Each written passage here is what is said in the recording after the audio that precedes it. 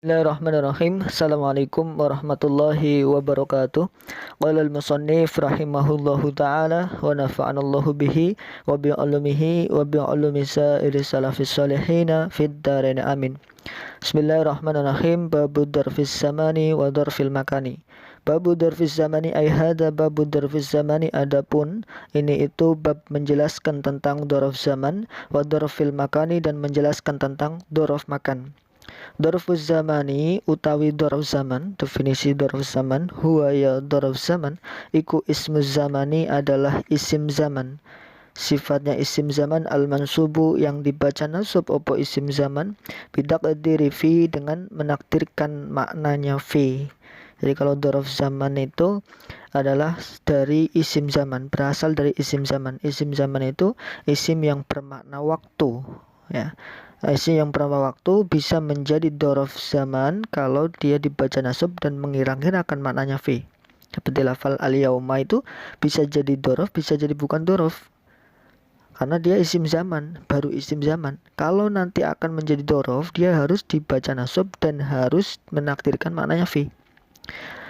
Nahwul al-yauma, seperti lafal al-yauma. Al-yauma itu di dalam hari. Kalau sudah menjadi dorof ada makna di dalam hari, di dalam satu hari. Hari itu habis subuh sampai maghrib, itu hari al-yaum. Walailata dan di dalam semalam, malam itu ya habis maghrib sampai subuh, itu malam. Wa khudwatan dan khudwatan artinya pagi hari. Bukrotan dan awal bukrotan sama waktu pagi juga. Wa saharon dan saharon ini waktu sahur. Wa ghodan dan lafal ghodan besok. Wa atamatan dan lafal atamatan artinya sore. Wa sobahan dan sobahan artinya subuh. Wa masaan dan lafal masaan artinya sore. Wa abadan dan lafal abadan artinya selamanya. Wa amadan dan lafal amadan juga sama, selamanya.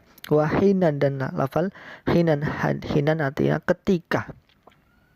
Itu contoh lafal-lafal dorof zaman.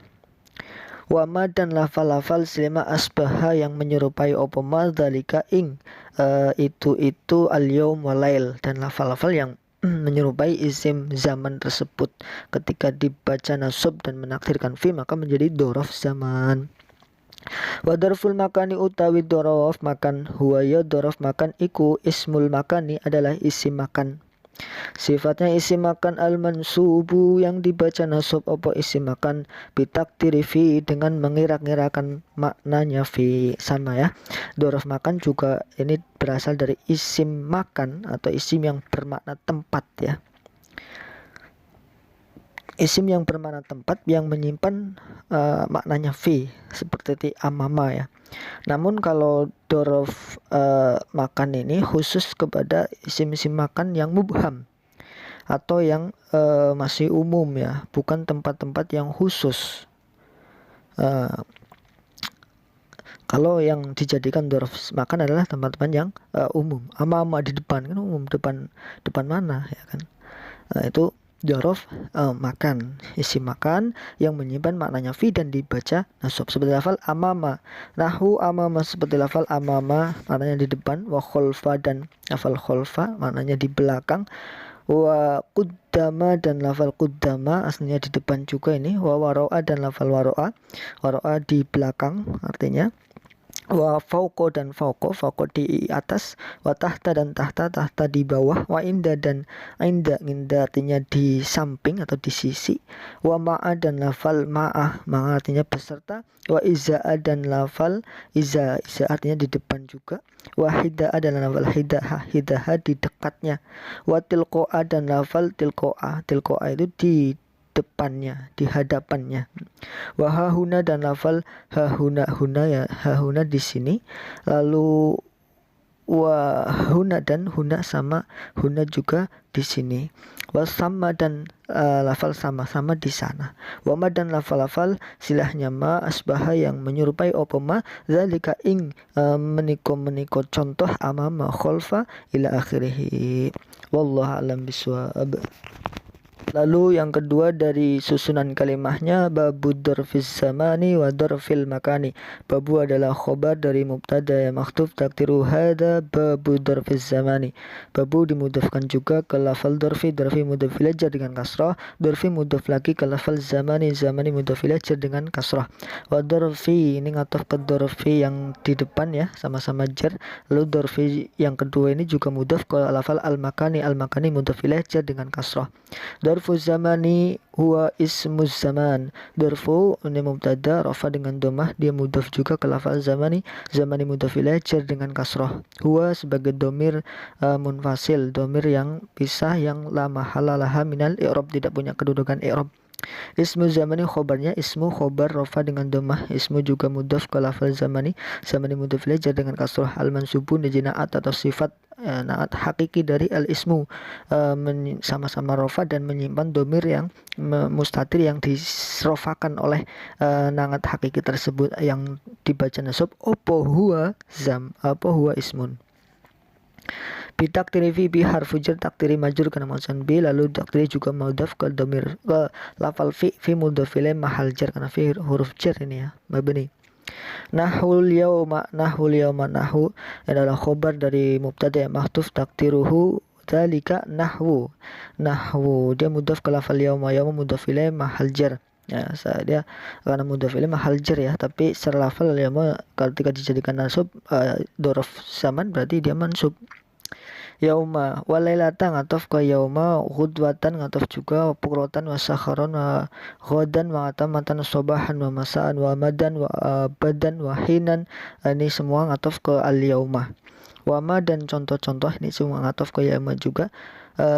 Kalau ngataf ke mahalnya mahal rof, mahal jar kan menjadi mudhaf ilaih.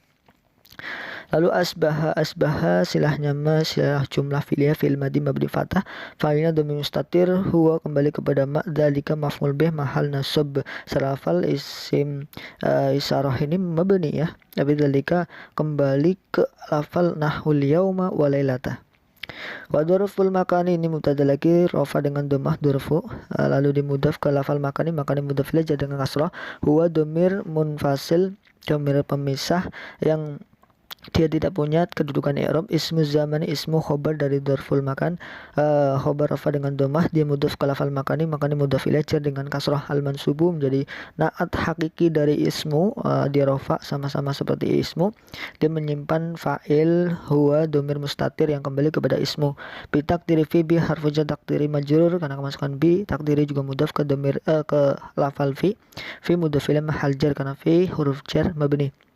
Nahwu adalah khobar dari mubtada mahdhuf takdiruhu wa dzalika nahwu, dia mudhaf juga ke lafal amama ya, seperti tadi amama mudhaf ilaih mahal jar. Wa khalfa ngataf ke amama wa qaddama wa ra'a wa fawqa wa tahta wa inda wa ma'a wa iza wa hida wa tilqa wa hahuna wa huna wa thamma, ini semuanya ngataf ke amama yang mahal jar. Wama dan lafal-lafal ini juga ngataf ke amama yang mahal jar.